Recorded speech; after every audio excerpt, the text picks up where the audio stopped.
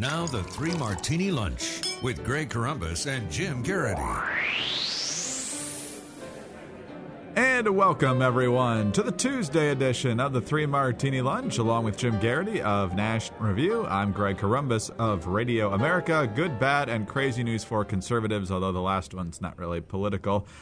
Jim, let's start with the good martini, and this is more polling. We talked about the huge slate of new Senate polls yesterday that, for the most part, give the GOP a reason to be optimistic and certainly incentive to put the pedal to the metal all the way to Election Day. As you point out in the Morning Jolt today, even more polling out now to suggest that the Democrats could be in big trouble because the American people, 52% now see the Obama presidency more as a failure than a success. His approval on foreign policy, 38%. 56% disapprove. 52% say he's been too cautious in dealing with ISIS. Now just 31% approve of his handling of immigration, especially in the wake of this delay. So even on the generic ballot, Republicans are looking pretty good. And if that weren't enough, you've got all these well-respected political prognosticators, Larry Sabato, Charlie Cook, Stu Rothenberg, all predicting the Republicans take the Senate, with Rothenberg predicting it could be a substantial wave year. So as we always like to say, no votes have been cast yet, but if you're looking at good indicators, they're there. Yeah, and it's kind of interesting considering how, 3 weeks ago, Charlie Cook was wondering where the GOP wave was, and Larry Sabato asked the same question. And listeners may recall I was among those saying, we haven't had much polling yet, guys. Wait for some new polls. Let's see where it is. And now, as you say accurately, that Rothenberg puts in at 7, which is it's very easy to see how the Republicans get there. They've got 3 that they look like pretty much automatic pickups. There were 3 seats where there was some talk of a Democrat pickup. Mitch McConnell in Kentucky, the open seat race in Georgia, Pat Roberts in Kansas. All of them are looking better. I don't know if we'd say ironclad locks quite yet, but, looking pretty good in the general sense. And then you look at what I wrote on Campaign Spot yesterday. There are 3 Democrat incumbents in the Senate who look really vulnerable. Begich, Hagan, Pryor, and Landrieu. And where I think was a really good measuring stick is don't just look at where they are head-to-head. Look at what they're polling. And I use the Real Clear Politics average because it averages them out and hopefully counteracts any particularly bad sample in there.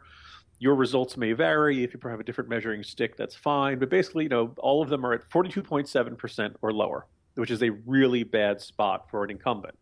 Now, does that mean they're definitely going to lose? No. In most of these cases, Republicans have a pretty modest lead of 1, 2, maybe 3 points in there. But, these are incumbents, and the voters already know what they think of them. And right now, voters in Alaska, North Carolina, Arkansas, and Louisiana are not that enthused about their incumbents. They're Democrats. And as a result of that, that you take the 3 Republicans have, you throw in those 4, and there's your 7. And we haven't gotten into the open seat races in Iowa and Michigan, and we haven't gotten to Cory Gardner taking on Udall out in Colorado. So you add up, there's another 3 Republicans have a shot at, if not a great shot at. I've heard, there's Scott Brown in New Hampshire. Today's primary day. A lot of people think that, when these last little straggling Republicans come together after the primary, he get a little bit of a boost. I hear some people talk about New Jersey, Illinois, Minnesota, Oregon, and Virginia. I got to admit, all those look relatively safe for the Democrats right now. But so we're looking at, at 7 and conceivably 10, maybe even 11 or 12 if things really break for Republicans. Well, that would certainly be the best case scenario. And we've seen the worst case scenario in 2006 and 2008. So maybe we can actually get that this time around. Jim, let's move to the bad martini now. And Congress is back in session. That's not the bad martini in and of itself, although that does mean you have to keep 2 hands on your wallet. But one of the things that Harry Reid has decided is one of his most pressing priorities in a compacted Senate schedule, so members can get back out on the campaign trail, is dealing with campaign speech. We're obviously going to start seeing a ramping up of the ad war, not just from the candidates, but from the respective parties and certainly third-party groups, interest groups, and that sort of thing. So Harry Reid has decided that it's time for a constitutional amendment designed to essentially reverse the Supreme Court decisions on Citizens United and McCutcheon. Those are talking about corporate speech and talking about campaign spending limits. And the Democrats, Senator Reid included here, are essentially characterizing this as keeping dark money out of politics. He says, according to The Hill, you're either for campaign spending reform or you're not. This constitutional amendment is what we need to bring sanity back to elections and restore Americans' confidence in our democracy.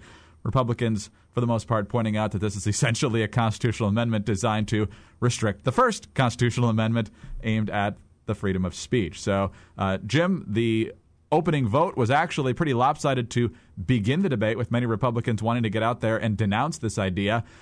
Most likely it will never come to a final vote, and if it does, it probably won't pass. But interesting that this is what the Democrats are pushing right now. Yeah, I think it just says a lot in the way the two parties and two philosophies deal with things they don't like. The general conservative response to speech that they don't like is more speech. This is wrong. This is bad. This person is mistaken. This person doesn't know what they're talking about. This person is the leader of the Senate right now. That's a good example of that.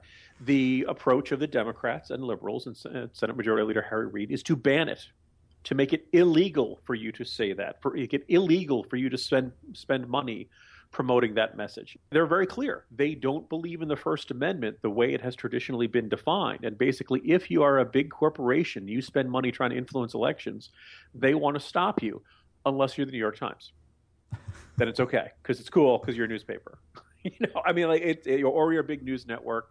If you're one of the corporations that they like, well, it's not really corrupting. But once somebody they disagree with touches it, then it becomes dark money, which we all remember. I believe that was the kind of very, extremely powerful energy force that they were trying to get in Guardians of the Galaxy, right, Greg? You see, there was a kind of glowing stone full of dark money that if you touched it, you turned into a Koch brother or something. That was the rejected plot, apparently. Okay, all right. There you go. So, yeah, we'll see what how the debate plays out on this. The Hill pointing out that this is going to take up quite a bit of time, not leaving a lot of time for other things, which on the Senate side probably doesn't depress too many conservatives, because the other things Harry Reid has out there isn't going to be much more pleasant for conservatives to consider. But, Jim, let's move to Martini number 3, and we almost did this for the Crazy Martini yesterday, but given all the developments yesterday, it's probably best that we did save it for today, and that's obviously the story of Ray Rice, the Pro Bowl running back, formerly of the Baltimore Ravens. He's won a Super Bowl.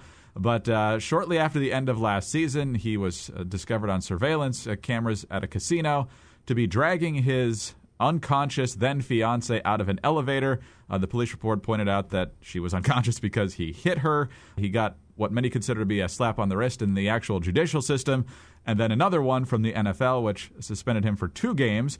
Then, given the backlash to that, the NFL decided they were going to have a new policy. First offense for domestic violence that's proven is 6-game suspension. Second offense, lifetime ban. Well, then TMZ releases the video yesterday of the actual punch inside the elevator. The Baltimore Ravens cut Ray Rice, rescind his contract. A few minutes after that, he's suspended indefinitely by the NFL. And so a lot of discussion about domestic violence, a lot of discussion about whether the NFL knew about this and decided not to make a bigger deal out of it. And then, of course, what the commissioner knows and what he doesn't. You talked about this in the Jolt today. So not exactly the opening weekend the NFL had in mind.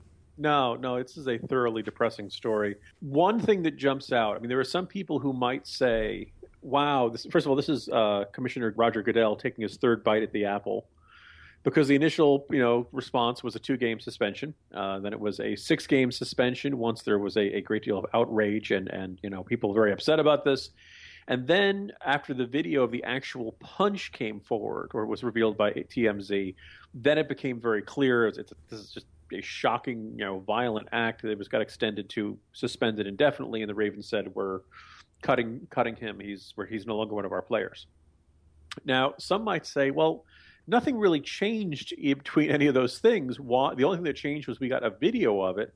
Why does the penalty get stricter? And I can see the argument that it's a little unfair to Ray Rice, but I'm not feeling much sympathy to Ray Rice right now. If life's a little unfair for him, that's probably only a fraction of the unfairness of marrying someone or being involved with someone who, for no particular reason, decides to sucker punch you in an alligator and thankfully not cause cerebral hemorrhage, but clearly do quite a bit of physical harm to someone he claims to love. Now, there's kind of a really kind of disturbing wrinkle to the story. Janae Rice, his then fiancee, now wife, the mother of his child, has issued a statement in which she's upset with just about everyone in the world except Ray Rice. She basically believes the media, and it appears she's saying offering unwanted opinions. It came out as options, maybe a typo.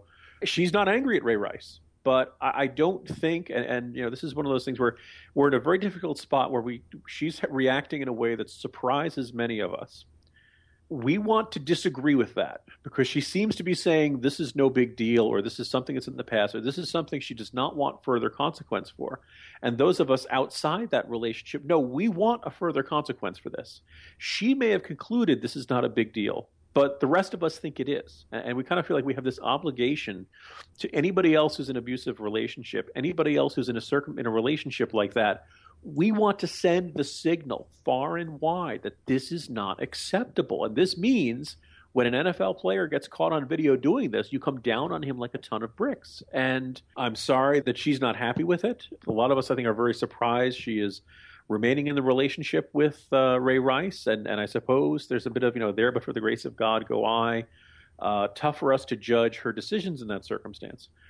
But I don't think her saying everything's okay now is enough for us to shrug our shoulders and avert our eyes. And I think that this is prompting probably some very serious discussions around the league and around the country about player behavior, standards of player behavior, what's acceptable, and when, the league can step in circumstances like that. The nation, not that it wanted it, but we are getting a very clear view of the dynamics inside a relationship that is unhealthy, and we will see how this story shakes out. But as you said, a really appalling pall over the start of the NFL season.